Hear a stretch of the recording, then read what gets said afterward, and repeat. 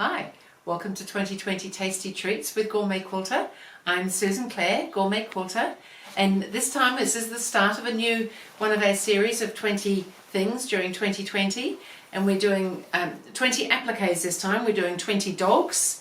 So I've got an illustration here of the dogs that are coming. There's more information on the website on GourmetQuilter.com. You can purchase the pattern if you're interested. What we're doing is we come out with a new pattern. One of these is 20 each day for 20 days, and there'll be a short video just showing you how I've assembled and done some of the stitching. So you get a little bit of other information on the initial download.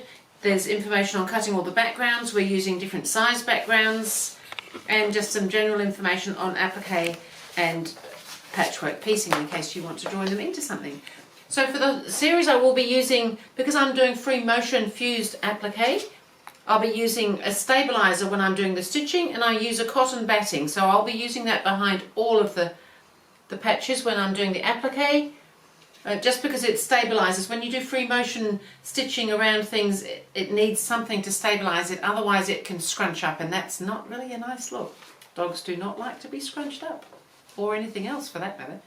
So the download for applique 1 will look like this. Everything's ready for tracing, so it's all mirror image so that it'll come out. This is the finished look that you're going to see, as well as having the illustration on the colour picture. Now, it's not very colourful because dogs actually collectively are not hugely colourful. However, you could have purple dogs, red dogs, green dogs, orange dogs, yellow dogs, if you want to.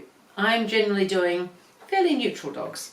So we'll get started on what we're doing. So I've also got a light box. I find that very useful. And I've got a marking pen, a Pigma pen, which I'll be doing some of the fine, maybe the eyes, noses, those sort of lines with a pen like that. It's a permanent marking pen that works really well on fabric. It's just a super fine one. I've also got a white gel paint pen, so that some of the dogs have a little bit of white in their eyes and things, and I may well use that. Or you can applique the shapes, but sometimes they're super small. And I've got a pencil and my light box. So to get started, I've got this dog traced onto my fusible web, and I've got all the lines that indicate that it's a dog rather than just a shape. So I find that the light box works really well for this. So I can, once I've cut it out, I've got all those lines on my paper of the paperback fusible webbing, and they will show through, so that with a pencil or something that's going to disappear when we stitch it, I can mark, and I had actually already done them on this one, but this is what I would do. I can see the lines through the fabric, and I can just mark them. I mark where the eye goes, where the nose goes, and any other markings that you think you might need to help. And so that's already on there then, so that we can go ahead and stitch. A lot of the lines are simply stitched to indicate the legs and tails and all sorts of things that dogs have. So I'm just going to now position this one. So I peeled the paper off the back.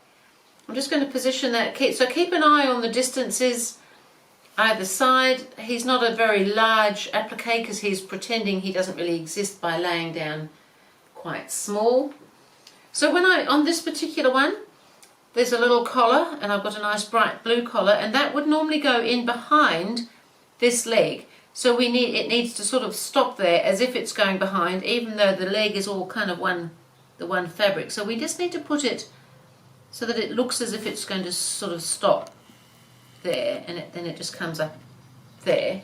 And then he's got a separate little ear. And that probably goes on somewhere there, so that you still want to see his eye. Now the eye, I would probably mark, and you can do that while it's still on the paper if you know you're going to use the pen. I would probably mark that with my pen and the nose, because it's very small, and I would do that before I do the stitching, so that any stitching kind of goes over it and it doesn't get in the way. So I probably would do this while it's still on the paper before I put it on the fabric background, but it doesn't make a huge difference, particularly not on this little guy. He's kind of very accommodating while he's pretending he's not really there. So I'm pretty happy with the position of that. I've got all my lines marked. So I'll iron him all in place.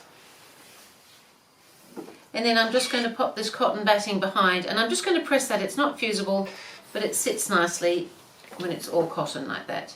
And now I'm ready to go to the sewing machine. I've got my sewing machine set up. I've dropped the feed teeth. I've got a little open toe free motion foot on. I've got a dark grey thread in because that will help stand out against most of the applique, and then I'm just free motion stitching. So to do that, we can start. Where shall we start? I might start and do this front leg that comes along here. Just start by stitching on top of itself a couple of stitches, and then you can just move forward.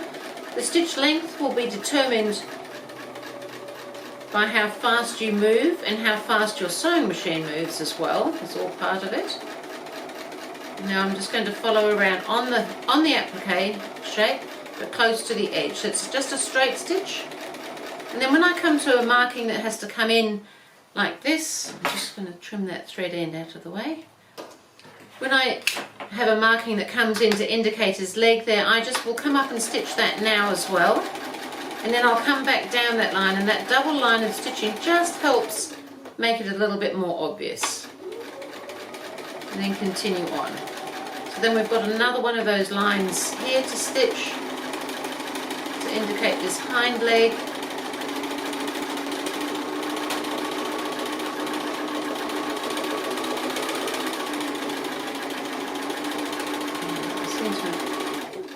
Thread coming up there. I'll just trim that out of the way. I think we need it there.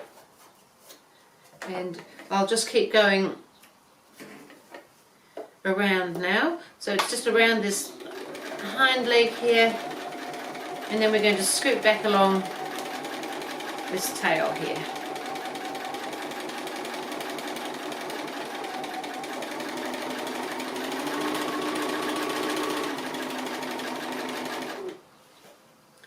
And the beauty of the free motion is that I can sew in any direction I like, and when I'm on a small piece like this I can also turn it around.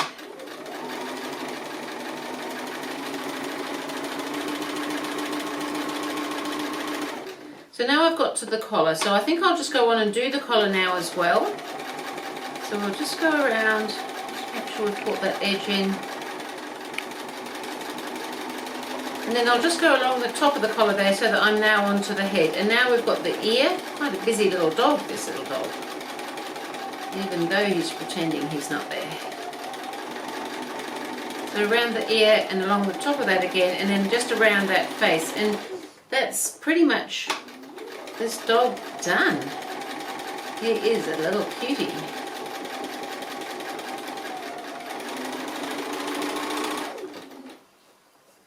And a couple of stitches in the same place to finish that off, so that we can just trim those. Oh, it's trimmed it already. Those thread ends are done. So now I'm just going to press that. It's always nice to have them pressed at the end. He's got a nose, he's got eyes, he's got a collar, he's got ears. What more could you want if you're a dog? And we'll start popping him up. We're going to have a little gallery of dogs up on the wall. So we'll start with this one. So this is applique number 1. Done for our dogs. Only 19 to go. How amazing is that to be done already 1. So that was it for applique 1, as I just said, and I will be back with applique number 2.